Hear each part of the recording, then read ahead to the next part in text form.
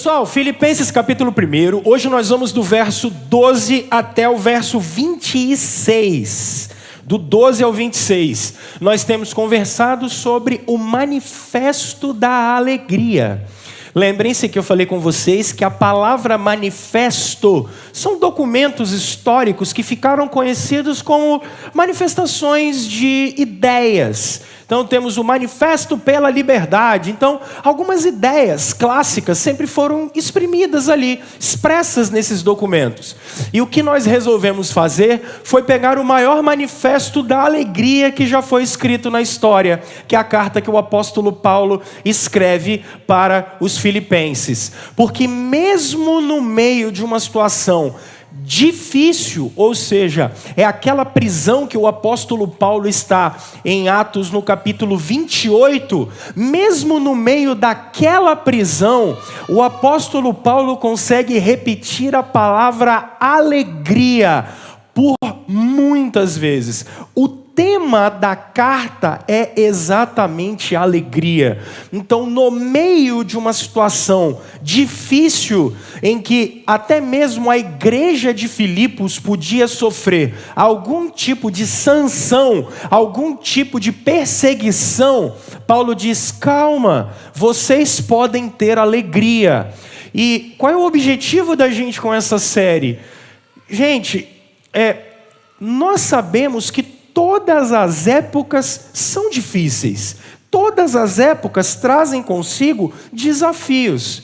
O nosso desafio no meio da nossa geração é conseguir ser discípulo de Jesus. E o mais interessante é nós conseguirmos ter alegria. Que eu falei com vocês na semana passada que é diferente daquilo que a gente traz como felicidade. Eu vou falar isso daqui a pouco com vocês. Então, é isso que está nos norteando nessas 5 semanas em que estamos tirando para estudar sobre a carta do Paulo aos Filipenses, os 2 primeiros capítulos. E hoje, se na semana passada a gente conversou sobre alegria por pertencermos a Deus, hoje nós queríamos falar de uma alegria que é já, mas ainda não. É uma alegria que é já, ela é para agora. Mas ela ainda não é a alegria como ela deveria ser. Ainda não vai dar para ter aquele negócio que a gente vai ver que a gente deveria ter. Então, Filipenses no capítulo 1, verso 12. Eu queria conversar com vocês aí até o verso 26. E eu dividi esse texto em 3 blocos. O primeiro do verso 12 ao 18, depois o 19, 20 e 21, depois do 22 ao 26. E a gente começa lendo o que o apóstolo de Jesus, inspirado pelo Espírito, dá para nós.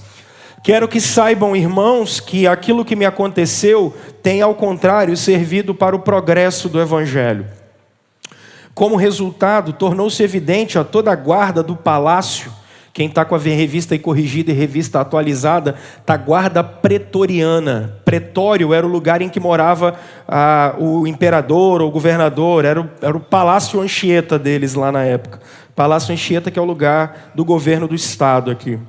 Como resultado, tornou-se evidente toda a guarda do palácio e a todos os demais que estou na prisão por causa de Cristo. Percebem? Paulo está preso. E os irmãos, em sua maioria, motivados no Senhor pela minha prisão, estão anunciando a palavra com maior determinação e temor e destemor.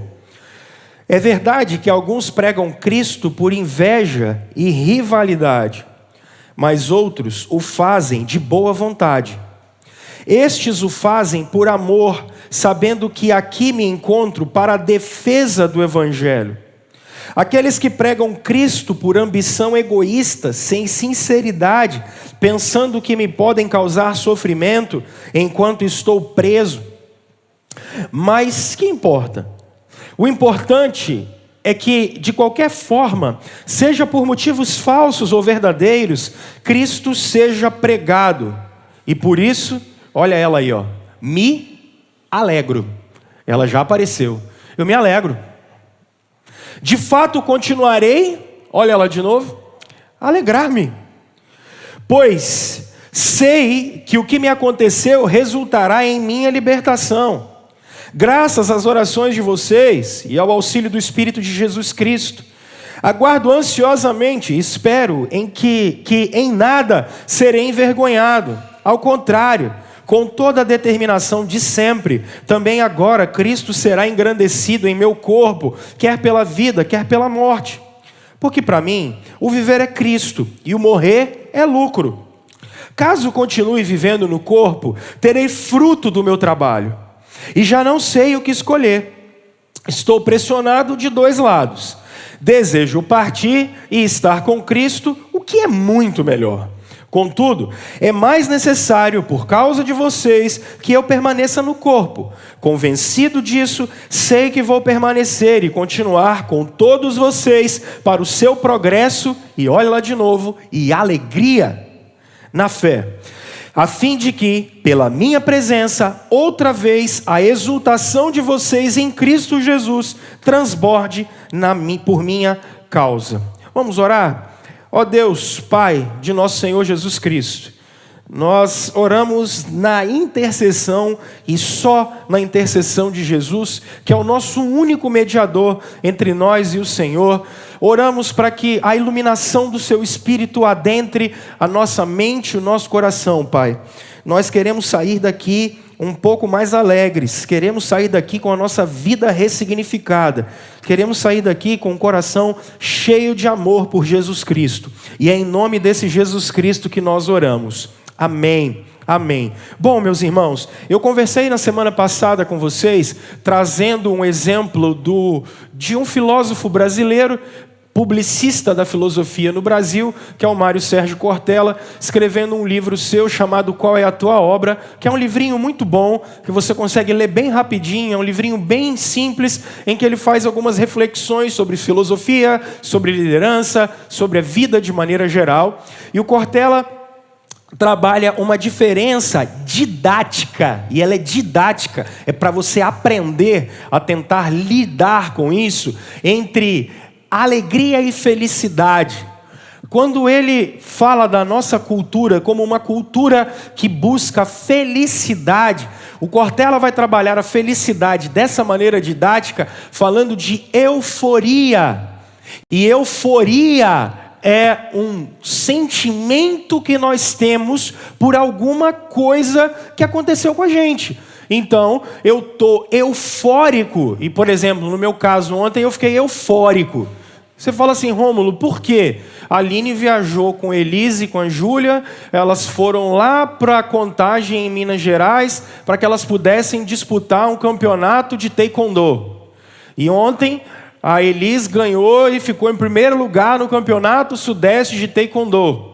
E aí, enquanto eu via a luta pelo Instagram, meu coração quase saía pela boca e eu ficava assim, vai filha, vai filha, vai filha, vai pra cá, vai pra lá. Pai babão é isso, né? E aí no final, faltando, sei lá, uns 20 segundos, ela virou a luta, e aí, faltando 10 segundos, o cara chamou o VAR. Aí eu falei, oh meu Deus, agora eu morro.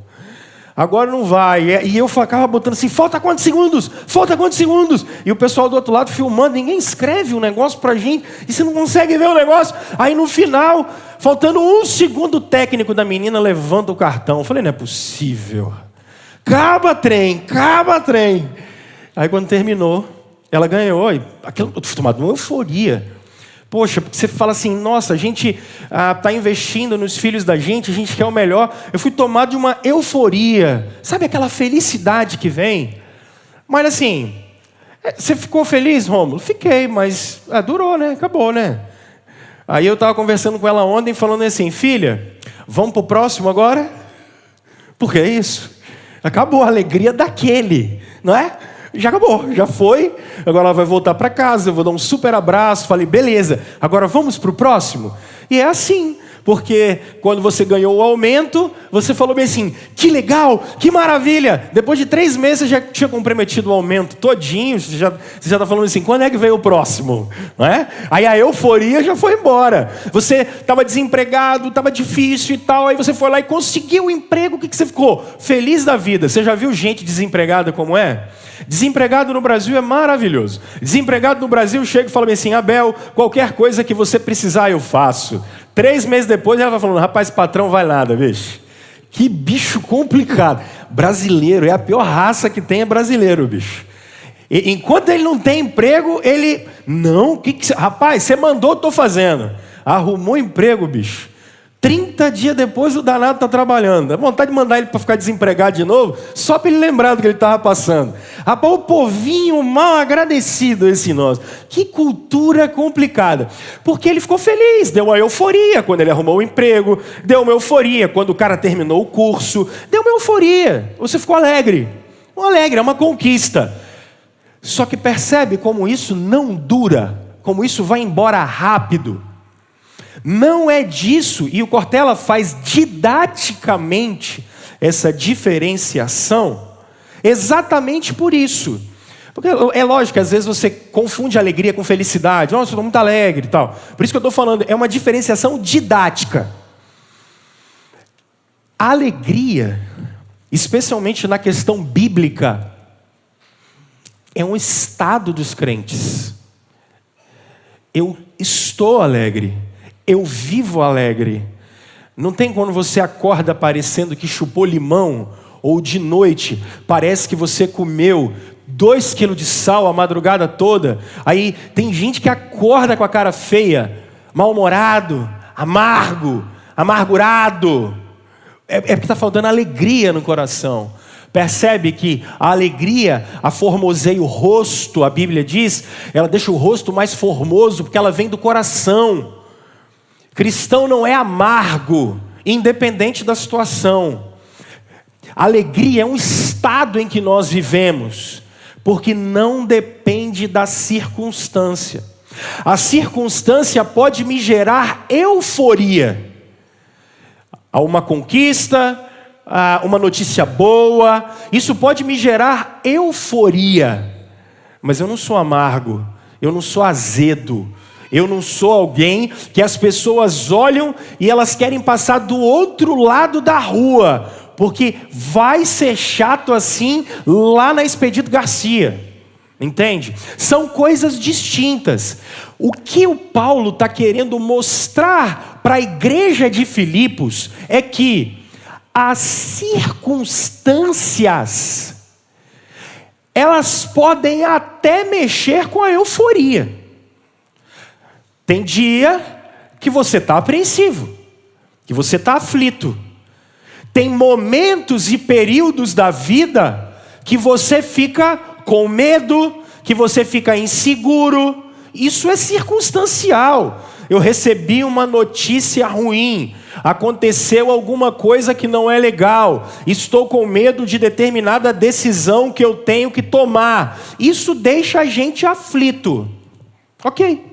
Isso é da existência humana, é da condição humana. Agora, meu coração aformoseia o meu rosto, porque tem alguns conjuntos de conhecimentos que eu tenho, de verdades que invadiram o meu coração, que não mudam o meu estado, não mudam a minha condição.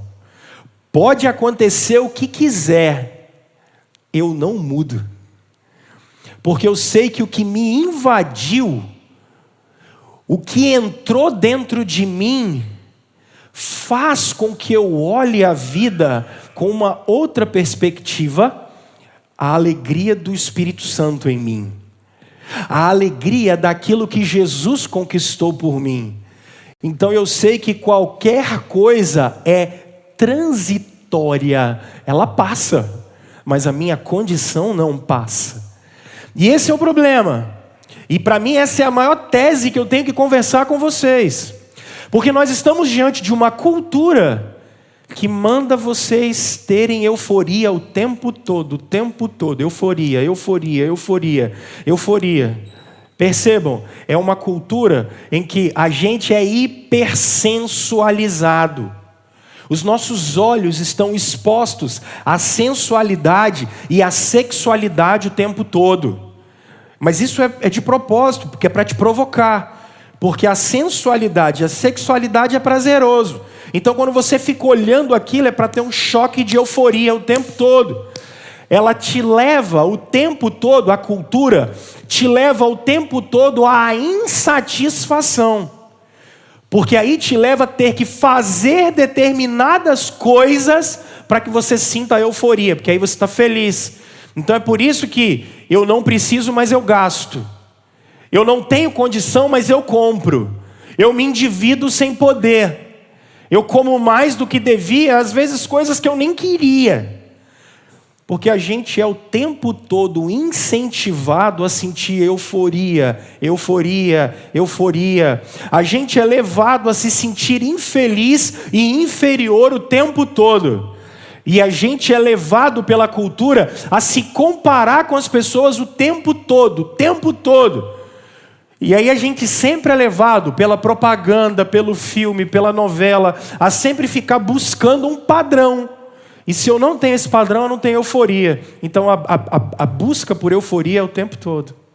E aí o que acontece? Vocês se sentem infelizes. E aí não dá para lembrar nunca de um estado de alegria que os cristãos devem ter. E é isso que o Paulo está dizendo agora. Mas hoje eu quero conversar com vocês sobre essas expectativas da alegria que a gente tem que ter. Na semana passada eu falei com vocês da alegria de pertencer a Deus. Como é importante essa alegria de saber que aquele que começou a boa obra em nós vai terminar. É a alegria de saber que se eu nasci assim, eu cresci assim, eu sempre posso ter uma transformação, pode ter mudança. Lembra que a gente conversou isso? A gente pode ser transformado. A igreja de Filipos podia ser transformada. Há coisas dentro deles que podia mudar.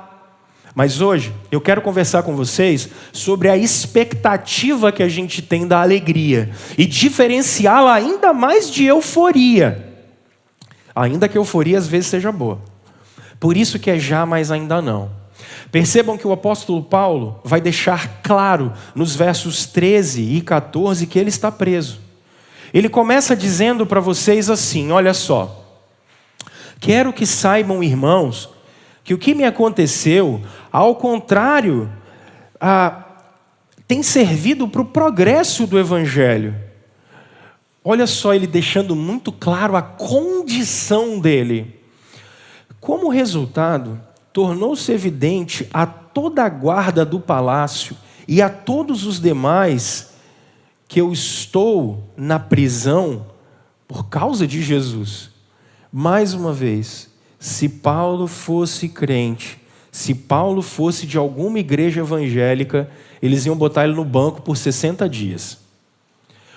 Ou iam falar que Paulo estava cheio de demônio, ou iam falar que Paulo estava em pecado. Porque cristão do século 21, igreja evangélica brasileira, tudo é disciplina. Não, o cara, eu falei com as meninas ali embaixo agora, a menina veio para a igreja e não deveria vir com a saia mais curta. Aí o que a gente faz? Não, vai ficar no banco aí 60 dias. O cara falou uma coisa que não devia com o pastor. Não, vai ficar sem cantar no louvor por mais 60 dias. Aí eu fico pensando, e se o cara fosse preso? Aí lascou, aí é imundo, aí ele é gentil e publicano, lança para Satanás. Nós vamos ter que lançar todo mundo para Satanás então, né? Porque é complicado. Paulo estaria endemoniado com toda certeza. No círculo de oração de terça-feira das irmãs do Coque, Paulo ia estar com toda certeza endemoniado. Está preso, tem que estar em pecado, não tem jeito. Não. Porque quem disse que cristão não vive situação difícil? E por causa da fidelidade. Parece loucura. Por quê? Porque o evangelho que é pregado é o evangelho da euforia e não da alegria. Então, não pode acontecer alguma coisa ruim com o cristão. Cristão não lida com luto. Cristão não é mandado embora. Cristão não fica doente. Cristão não tem dificuldade em arrumar emprego. Cristão não é traído. Não, gente. E às vezes isso acontece por causa da fidelidade. Ou a gente vai ter que arrancar o livro de Jó da nossa Bíblia. Ou a gente vai pegar a história de Jesus e jogar fora, porque ele não tem pecado e vai parar na cruz. E o Paulo da mesma maneira. Agora, ele vai estar preso por causa de Cristo. E os irmãos, em sua maioria, motivados no Senhor pela minha prisão, estão anunciando a palavra com maior determinação e destemor. Parece que aquilo que era ruim, resultou em uma coisa boa. O quê? O Paulo estava preso, mas a prisão do Paulo despertou pessoas para que o evangelho continuasse sendo anunciado, percebe? A prisão dele, o que aconteceu de ruim com ele, fez com que pessoas em volta dele começassem a ter uma mudança.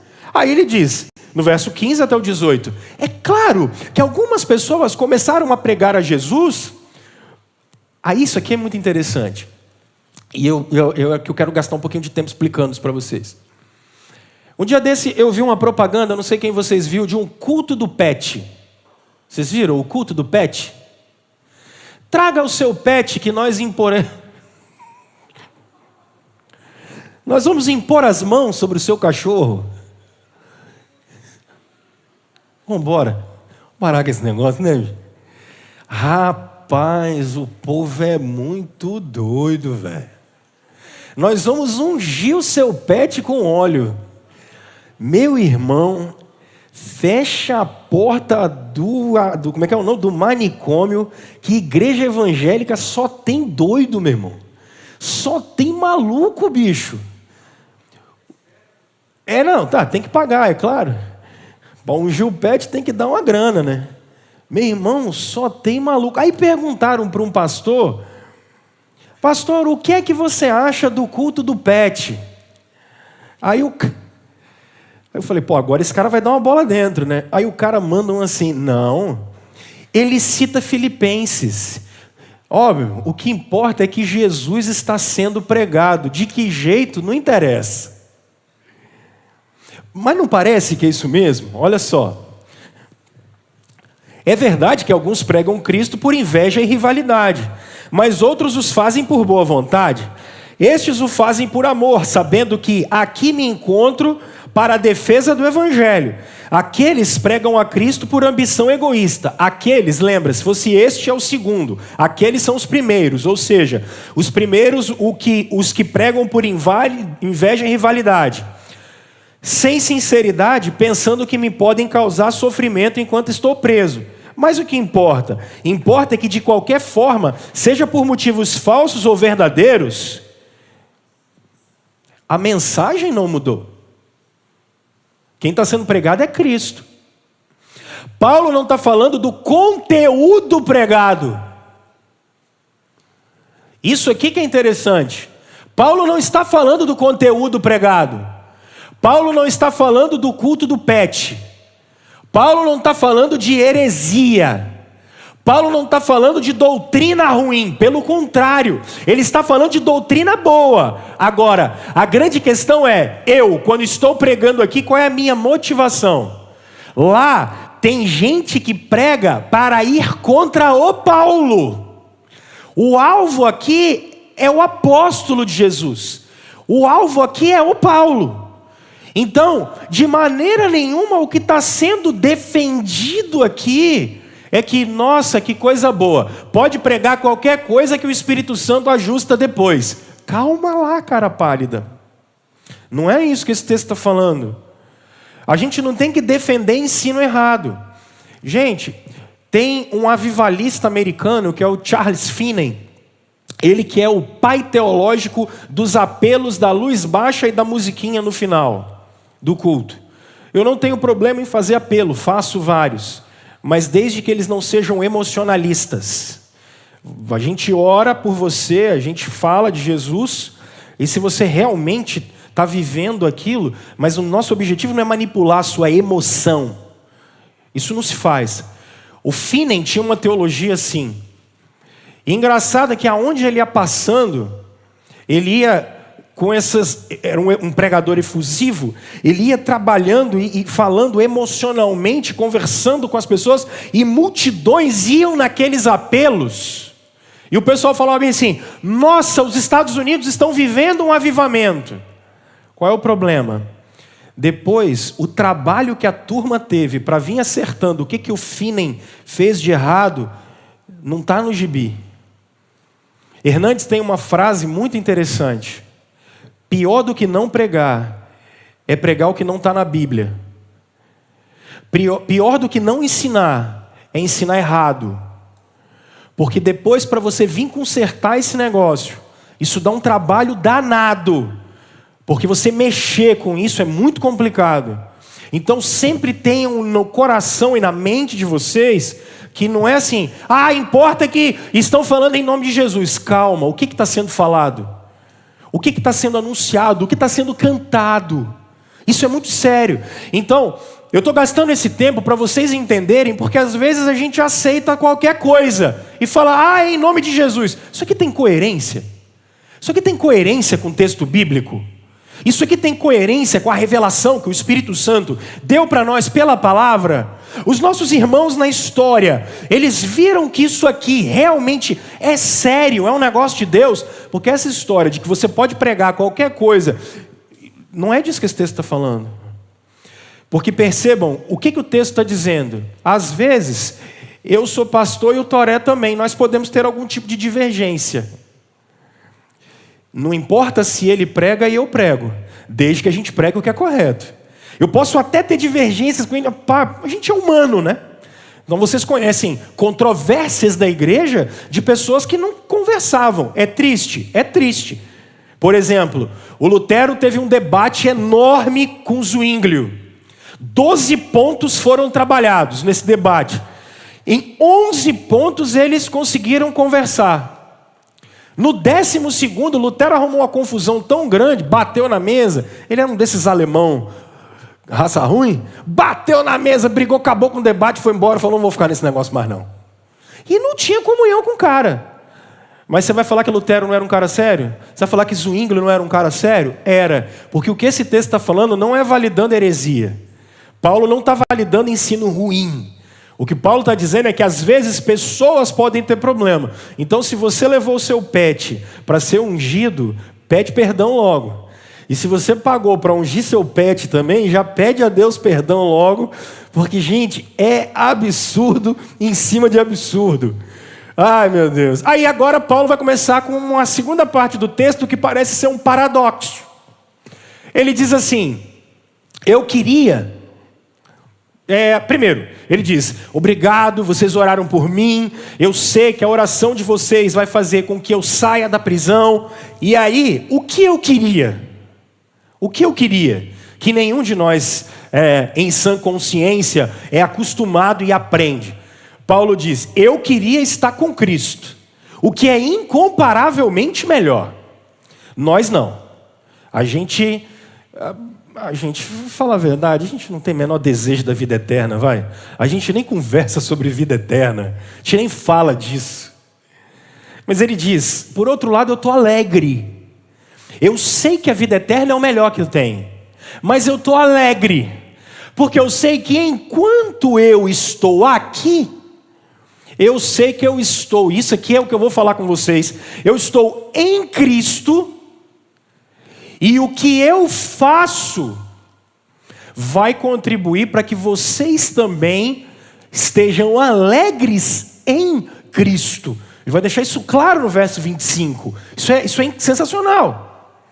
Então, o que eu quero conversar com vocês, e aí eu dividi em 3 blocos, é como nós podemos ficar alegres já, neste exato momento, nessa exata circunstância, independente do que está acontecendo, mas sabendo que isso ainda não é pleno.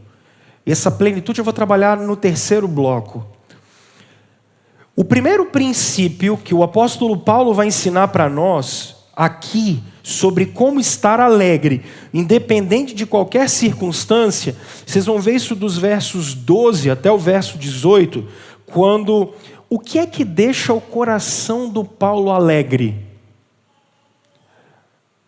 Se eu perguntasse para você assim, o que te deixaria alegre hoje? Você ia só falar de coisas materiais. Saúde. O que te deixa alegre? Emprego. O que te deixa alegre? As vendas. É sempre assim. Está tudo bem com a família. Eu não estou dizendo que isso é ruim. Isso não é ruim. Mas percebam que a gente só trata a alegria em termos de materialidade. Para nós o que gera alegria é só material. Para o Paulo não. Olha como ele diz no final do verso 18, ele diz assim, o importante é que de qualquer forma, seja por motivos falsos ou verdadeiros, não do evangelho, mas do pregador, Cristo está sendo pregado. E é por isso que eu me alegro. Paulo, mas a sua alegria não é ter amigos? Ter amigo é bom. É fundamental, na verdade, né? Paulo, e a sua família? Fundamental. Paulo, e ter emprego? Fundamental. Paulo, pagar as contas em dia? Fundamental. Não entrar no rotativo do cartão de crédito? Essencial. Mais do que fundamental.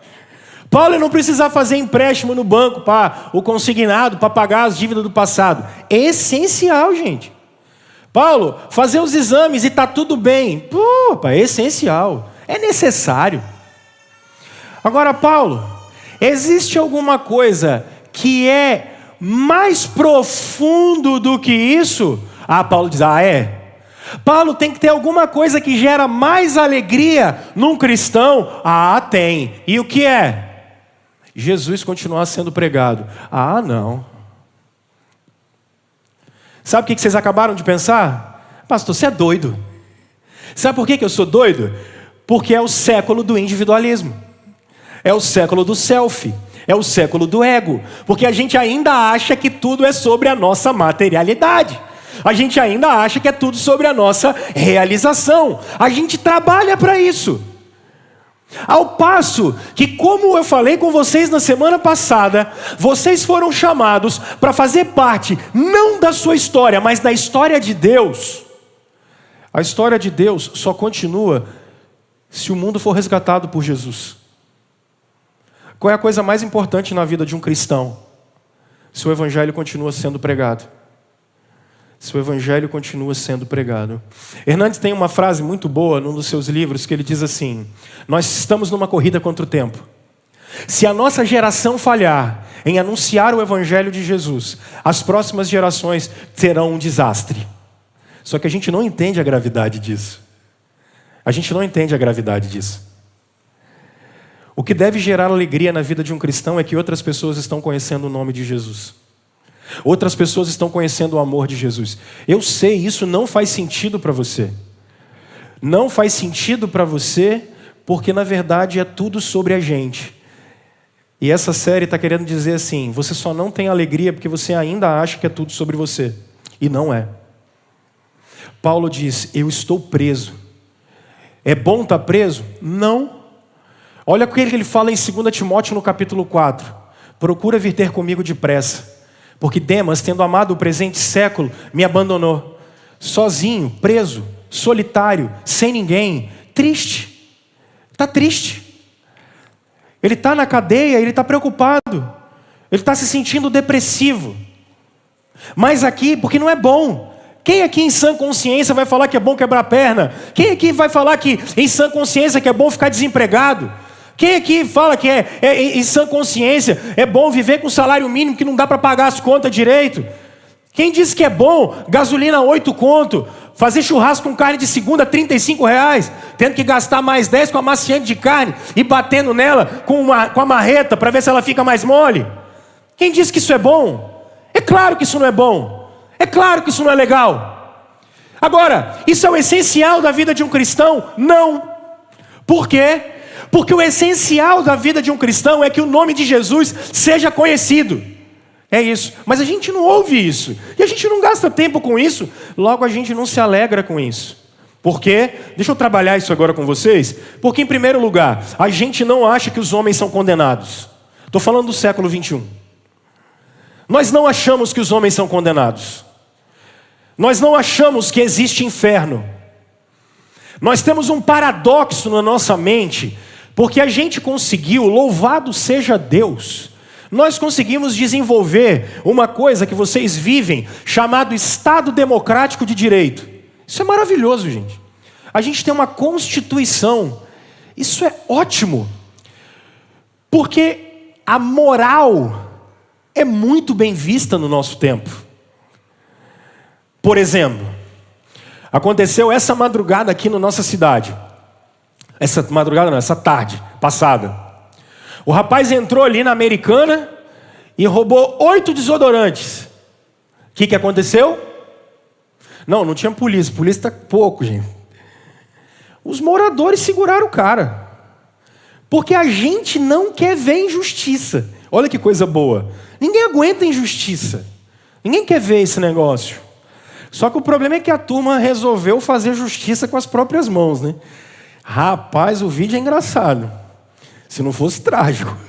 Ainda bem que a guarda chegou e parou com esse negócio. Cara, não façam justiça com as próprias mãos, pelo amor de Deus. Eu sei que a gente tem esse senso de injustiça, mas, bicho, a lei, chama a polícia, pega, prende, chama a polícia. Esse negócio da polícia, a gente fazer justiça com as próprias mãos, está errado, cara. Não está certo. E não passe pano para isso, não está certo. Não está certo. Percebe?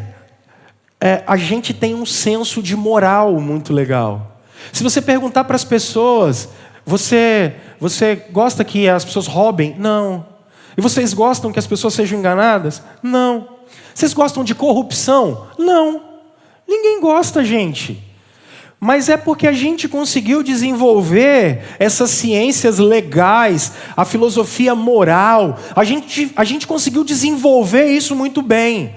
Fora que o século XX é um século de guerra. O século XX é o século que mais matou na história da humanidade. Se você pegar todas as guerras de todos os povos, de todo mundo, não matou como o século XX. Você tem noção do que é isso? É o século mais violento da história. E a gente chegou e falou bem assim, ou a gente para com isso, ou a raça humana não vai mais existir. Qual é o resultado disso? A gente começou a cultivar virtudes. Então ninguém gosta, todo mundo gosta que as pessoas sejam educadas. Todo mundo gosta disso. Agora qual é o problema? Você sabe que não precisamos de Deus para fazer coisa boa. Você sabe que a gente não precisa de Deus para dar comida para pobre. Você sabe que ninguém precisa de Deus para não contar mentira. Ninguém precisa de Deus para doar para o hospital evangélico ou para a PAI. Ninguém precisa de Deus para isso. Na verdade, ninguém precisa nem do cristianismo. Porque vocês conhecem, por exemplo, pessoas que são espíritas e que fazem obras maravilhosas. O pessoal daqui do lado da maçonaria é conhecido por serem pessoas que fazem boas obras. Gente que, segundo a crença deles, eles falam que eles nascem maçons para transformar o mundo. Como? Através das boas obras. É a declaração de fé da maçonaria. E outras religiões. A turma da Umbanda, do Candomblé. Você não precisa de Deus para fazer coisa boa. E é aí que vocês se confundem. Porque nas igrejas, a gente só fala de moral. Crente não pode beber, fumar e dançar. É só moral.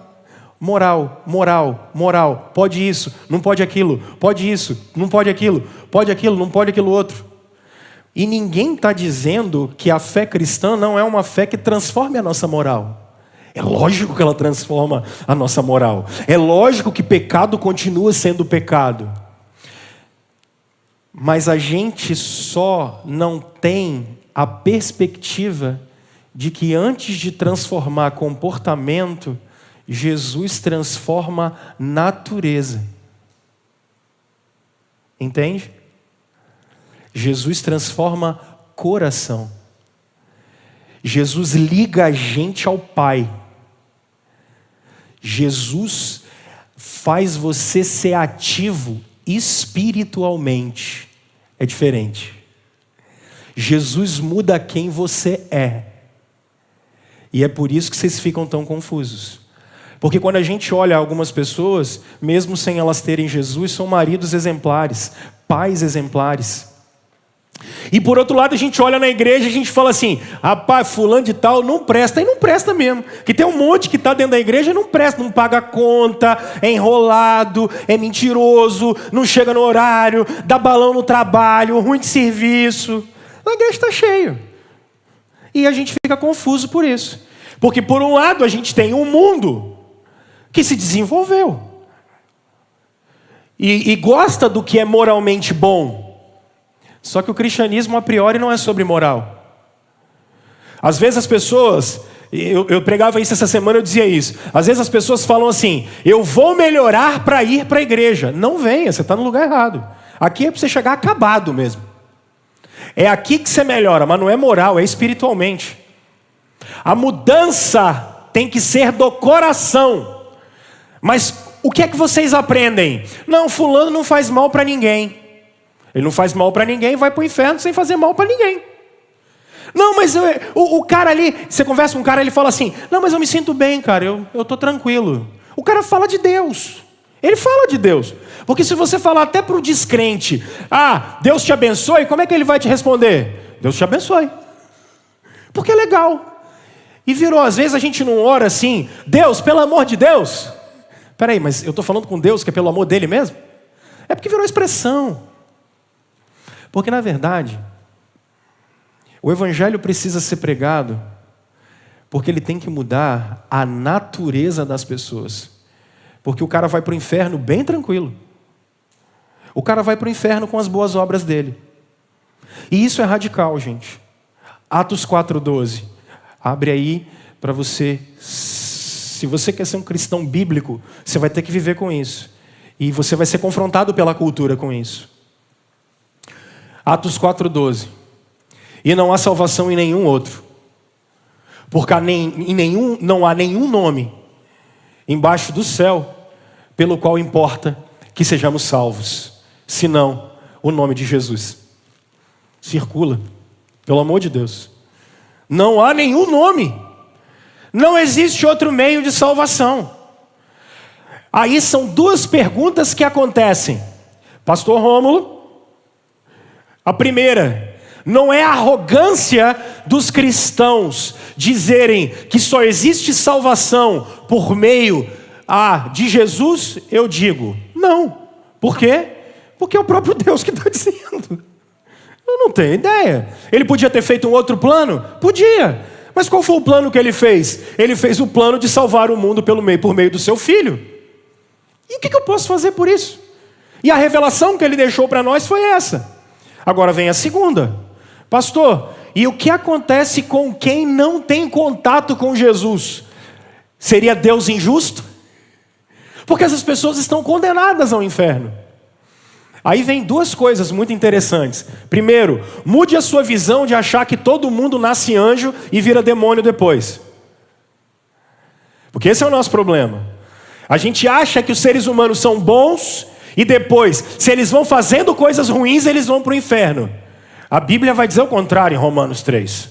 Todos os seres humanos nascem condenados. Todos os seres humanos nascem responsáveis pelo seu pecado, independente de onde eles estiverem. Se são descendentes de Adão, herdam o pecado original, manifestam a corrupção da natureza humana. E todos os homens, Paulo vai dizer, são indesculpáveis diante de Deus.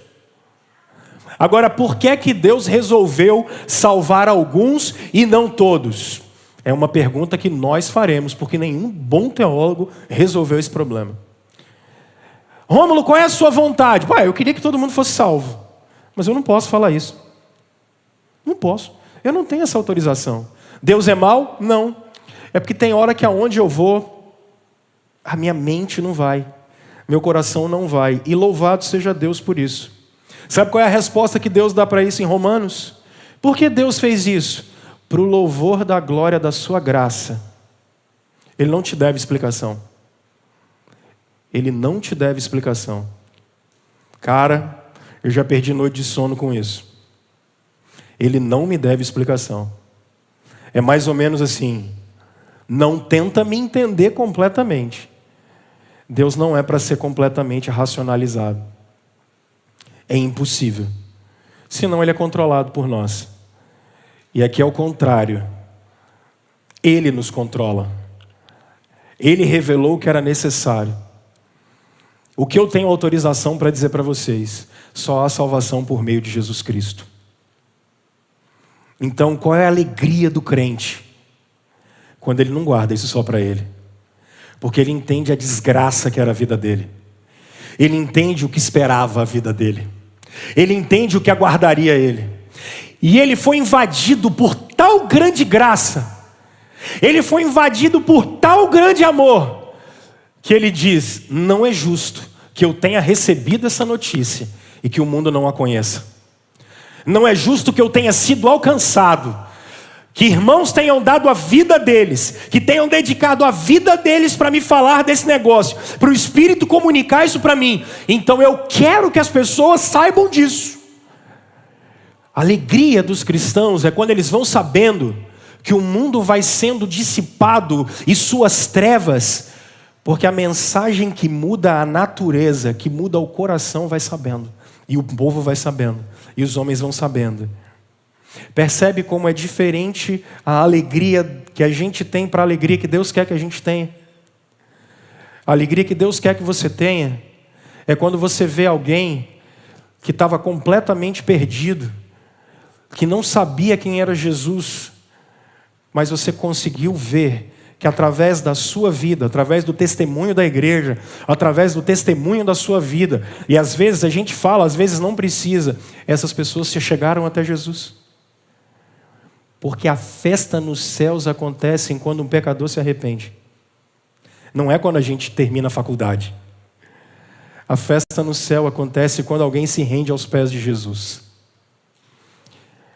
Meus irmãos, será que hoje nós precisamos trazer o nosso coração de volta para o Evangelho?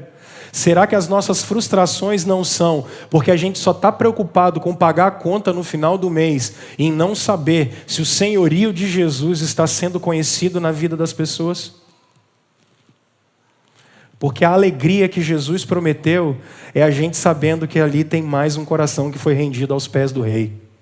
Paulo está preso, mas ele está feliz. Porque ele descobriu que a mensagem continua sendo pregada. E aí a segunda aplicação que eu faço é a seguinte. Irmãos, vocês e eu, nós viveremos circunstâncias dificílimas na vida. Como a gasolina a 8 conto. Como tentar fazer um exame no SUS e não consegue. Como ir lá marcar um exame e só ter 6 meses depois, você já morreu. E aí o cara liga falando, olha, seu exame foi aprovado. Falar, meu filho, agora não dá mais. Isso a gente vai viver. A gente vai viver acidentes, perdas, doenças. A gente vai viver isso. Agora, faça um autoexame. E essa frase é uma frase que eu tenho falado para vocês que passam ali no meu gabinete conversando comigo. Percebam, abre aspas, como a sua vida é o seu ministério. Fecha aspas, ponto. Você já reparou que são nos momentos de mais aflição que você chega perto do Senhor? Você já reparou que são nos momentos de maior dor que o seu ego é quebrado? Você já reparou que é no momento da maior perda e perrengue, que é quando você sai do salto, cai, e você começa a entender que você na verdade é pó? Você já percebeu isso? Agora a sua vida não é seu ministério. Você já viu que quando você está mais na lama, é quando você está mais forte para poder testemunhar para as pessoas? Quando você passa o maior perrengue, é quando parece que as pessoas são mobilizadas em volta da gente. E tem um despertamento na vida delas. Esse cara está preso. Mas enquanto ele está preso, tem gente que está olhando a necessidade dele. E está levantando a bandeira e falando assim, isso aqui não pode parar. E às vezes é no período em que a gente passa perrengue, que as pessoas olham e falam bem assim, será que não é aí que eu tinha que voltar para o Senhor? Porque a nossa vida é nosso ministério. O nosso ministério e a nossa vida se misturam. E qual é a alegria dele? Saber que o senhorio de Jesus continua. A pergunta que eu te faço, Será que hoje você não tem que mudar o seu foco das suas realizações, das suas materialidades, e eu das minhas, e a gente voltar para a alegria que é que o nome de Jesus seja engrandecido, porque corações vão ser quebrantados, famílias vão ser restauradas, gente vai ser resgatada, lares vão ser refeitos, pessoas vão ser curadas, porque o nome de Jesus continua sendo anunciado. No final das contas, o que muda as pessoas não é a moral. Moral com escola, com educação, com terapia. Moral você ensina. Não precisa disso. Mas mudar a essência, mudar coração, botar a natureza de Deus. E eu vou falar agora, resgatar a imagem de Deus que o pecado perverteu. Só Jesus e o poder do Espírito Santo. Por isso, se a primeira alegria na vida de um cristão tem que ser o nome de Jesus ser conhecido, independente da nossa circunstância, que Deus seja glorificado. Em segundo lugar, gente, percebam do verso 19 em diante. O Paulo está feliz por uma coisa. Ele repete a expressão em Cristo. A expressão em Cristo, ela significa dentro de Jesus. Isso aqui é muito engraçado. A teologia vai chamar isso de união mística. O que essa união mística é? Cristãos estão entrelaçados com Jesus. É o que ele diz. Pois sei que o que me aconteceu resultará em minha libertação, graças à orientação de vocês e ao auxílio do Espírito de Jesus Cristo. Aguardo ansiosamente e espero em que nada serei envergonhado. Ao contrário, com toda determinação, sempre, também agora, Cristo será engrandecido dentro do meu corpo, quer pela vida, quer pela morte. Verso 22. Caso continue vivendo no corpo, terei fruto do meu trabalho, e já não sei o que escolher. Eu estou pressionado dos dois lados. Desejo estar com Cristo, o que é muito melhor. Contudo, é necessário, por causa de vocês, que eu permaneça no corpo. Convencido disso, sei que vou permanecer e continuar com todos vocês para o seu progresso e alegria, a fim de que pela minha presença, outra vez, a exultação de vocês em Cristo Jesus transborde por minha causa. Gente, a segunda alegria, que é já, e essa é já, é estar em Cristo. Ô Rômulo, o que é estar em Cristo? Tem alguma coisa errada? Estar em Cristo. Gente. Eu não falei que o mundo é o mundo da moral? O que você ouve às vezes sendo pregado do púlpito é moral. Faça isso, não faça aquilo, vá para lá, não vá para cá, coma isso, não coma aquilo, use tal roupa, não use aquela roupa. É moral. A gente só ouve uma pregação moral. Mais uma vez, pecado é pecado. E a moral faz parte também da vida do crente. Isso é verdade. É verdade. Agora, a nossa maior alegria, Lutero dizia em uma de suas 95 teses, que o maior tesouro da igreja não era a indulgência e não era o perdão do Papa. O maior tesouro da igreja era o evangelho da glória da graça de Deus em Jesus. Esse era o maior tesouro da igreja. Percebam como Jesus não nos dá alegria. Jesus não nos dá alegria, gente. A nossa alegria é material. A nossa condição em Jesus não nos gera alegria. Nós nem sabemos o que é isso. E aí a gente não pode desfrutar da alegria. Paulo está dizendo o seguinte: eu queria estar com Cristo, que é incomparavelmente melhor, mas eu estou aqui, eu sei que eu tenho que trabalhar, e o que eu quero? Eu quero que o que aconteceu comigo, de me identificar com o meu Senhor, eu quero que isso também aconteça com vocês. De uma vez por todas, é isso que ele está dizendo da exultação em Cristo. Meus irmãos, olha bem para cá, por favor. Como é que todos os seres humanos nascem? Pecaminosos, separados de Deus, longe de Deus, Longe de Deus.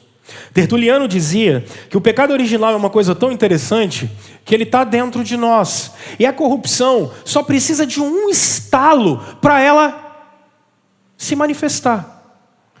É por isso que é interessante. Façam um teste. Quando vocês conversarem com essas pessoas que falam assim: não preciso de Deus para fazer o bem. Eu também acho.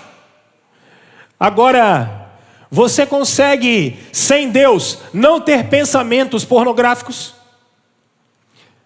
Aí a pessoa vai falar assim: não, peraí, mas também não é assim. Ah, é? Você não consegue ter pensamentos de vingança? Você não consegue ter pensamentos e desejo de ira contra alguém? Porque a moral dos seres humanos, ela é externa. Deus olha o coração.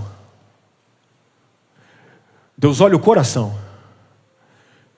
Porque às vezes a gente consegue fazer coisas boas do lado de fora, mas as inclinações que estão dentro de nós, a gente sabe e Deus também sabe. A gente esconde das pessoas, mas de Deus não. Vocês sabem disso. É por isso que diante do tribunal de Deus, todos os seres humanos são culpados. Até aqueles que pegam tudo e dão para os outros.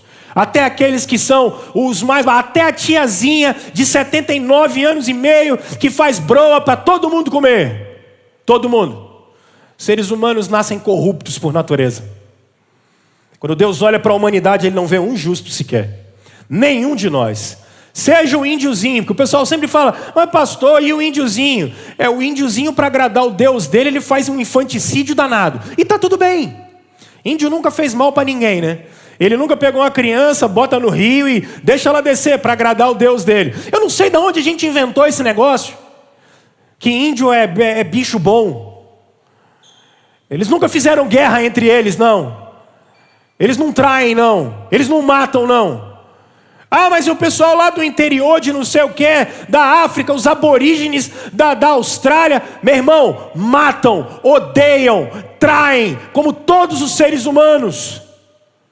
Como você e eu, porque está na nossa natureza.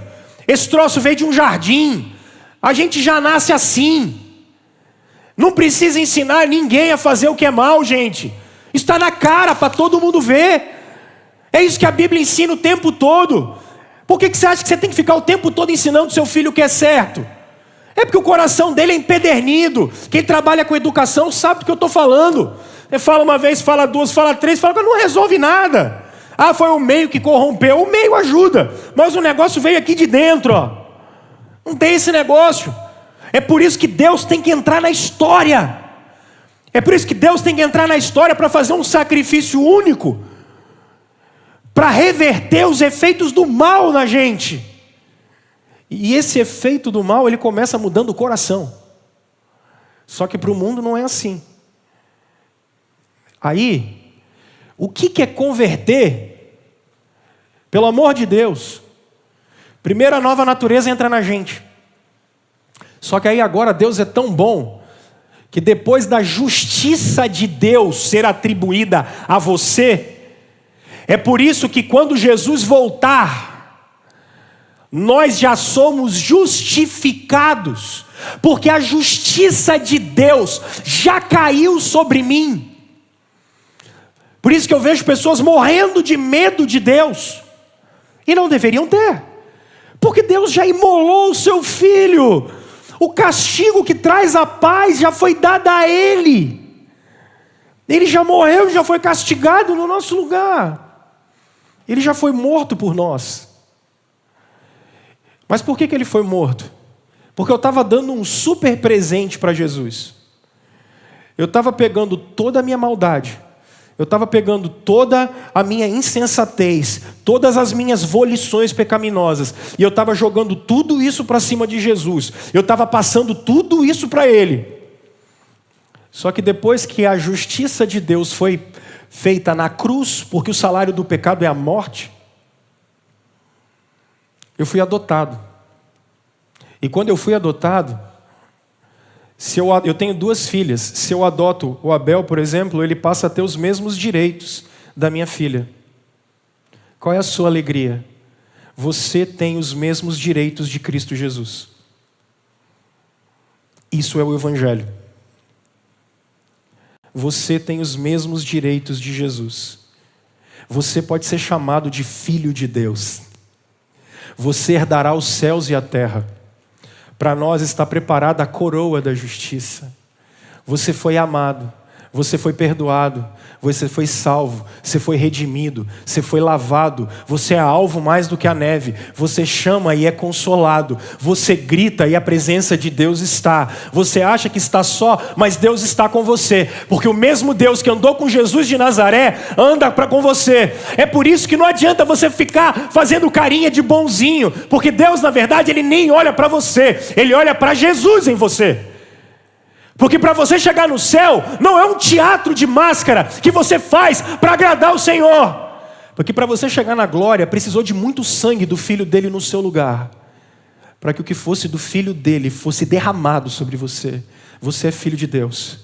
Você é perdoado por Deus. Você é muito amado nas regiões celestiais. Deus te conhece pelo seu nome. Não é pela sua moral. Não é pelo seu caráter ilibado. Não é porque você dá as coisas para os outros. Deus se alegra disso também. Mas a priori, Deus se alegra. E você deve se alegrar. Porque você não era nada, não valia nada. E o único valor que você teve foi o que foi dado por Jesus a você. Esse é o seu valor. É por isso que nós não somos nem nada, nem mais nem menos do que somos em Jesus.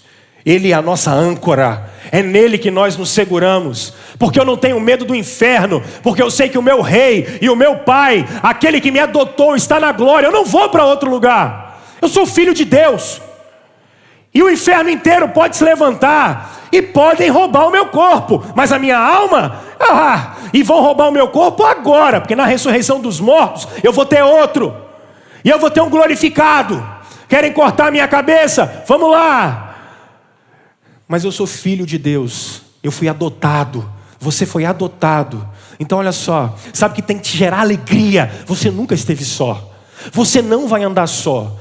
No meio da escuridão da noite, você não anda só. No meio dos dias nebulosos, você não anda só. Quando você erra e a culpa está sobre você, quando você se arrepende, você não está só. Você pode mudar, porque sempre tem um recomeço. Você pode trabalhar e andar em novidade de vida. Você pode andar com uma vida santa e pura diante de Deus.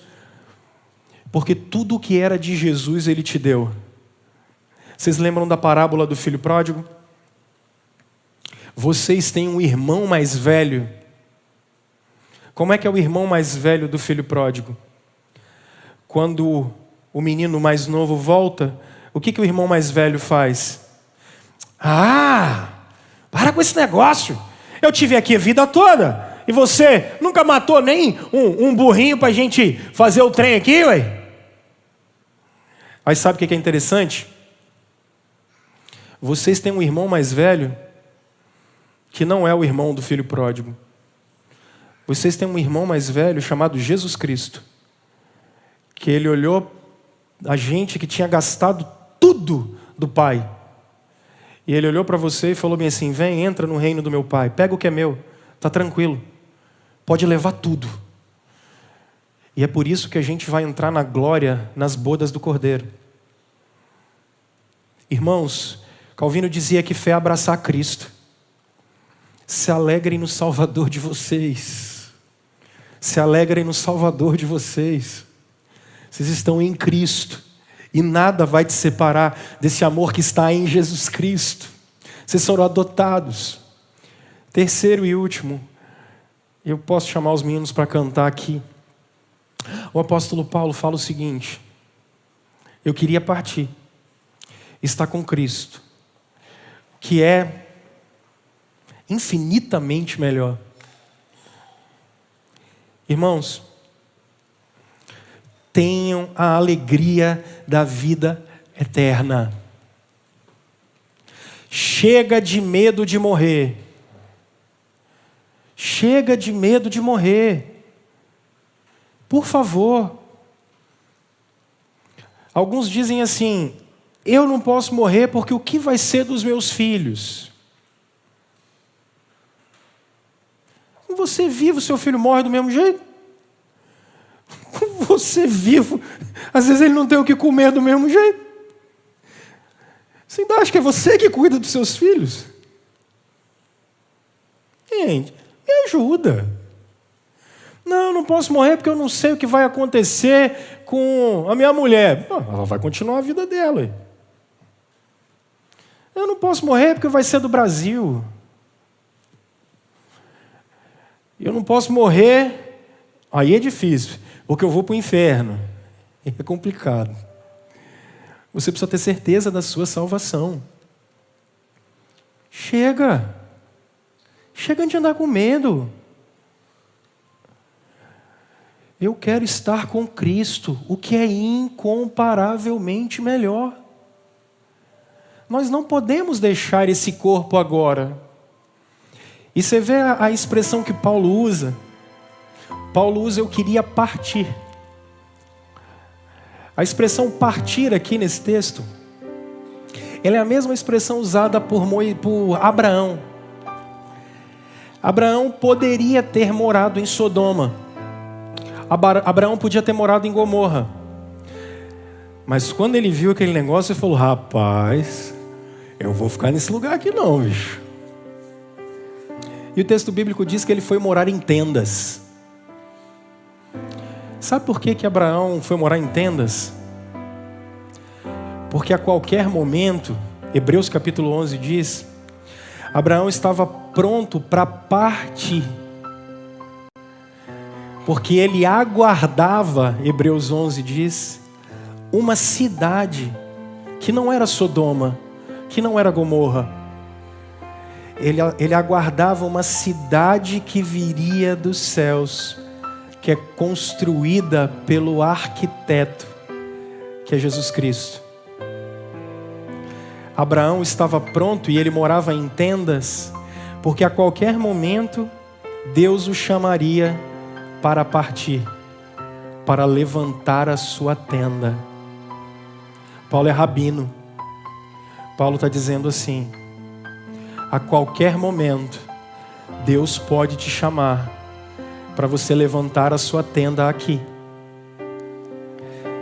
E você colocar a sua tenda na Nova Jerusalém. É isso que o texto bíblico está dizendo para nós. Irmãos, sendo bem honesto, a vida é muito boa. Casar é maravilhoso. Ter filhos é incrível. Ter projetos realizados. Eu, por exemplo, eu sonhei fazer isso aqui que eu estou fazendo desde que eu sou criança. A primeira vez que eu disse que eu queria ser pastor, eu tinha 8 anos de idade para minha mãe. Fui chamado de maluco. Vocês não têm ideia como eu amo isso aqui. Eu amo pregar. Se eu pudesse pregar, eu pregava todo dia, toda hora, o tempo todo. Eu tenho um prazer que eu não sei dizer para vocês. É maravilhoso. Você vê um sonho seu sendo realizado, é maravilhoso. Agora, sabe qual é a nossa maior luta? Mais do que isso, eu preciso olhar para Jesus e falar bem assim, eu espero o dia de levantar a minha tenda. Eu espero o dia de levantar a minha tenda. Essa é a minha alegria. Porque aí eu vou ver um novo céu e uma nova terra. Em Atos, Estevão vai ser apedrejado. Estevão olha e diz assim, eu vejo o Filho do Homem, eu vejo os céus abertos e o Filho do Homem sentado à destra do Pai. E eles começam a jogar pedra nele. Lucas tem a maior definição do que é a morte. Lucas diz, Estevão adormeceu. Crentes não morrem. Crentes dormem.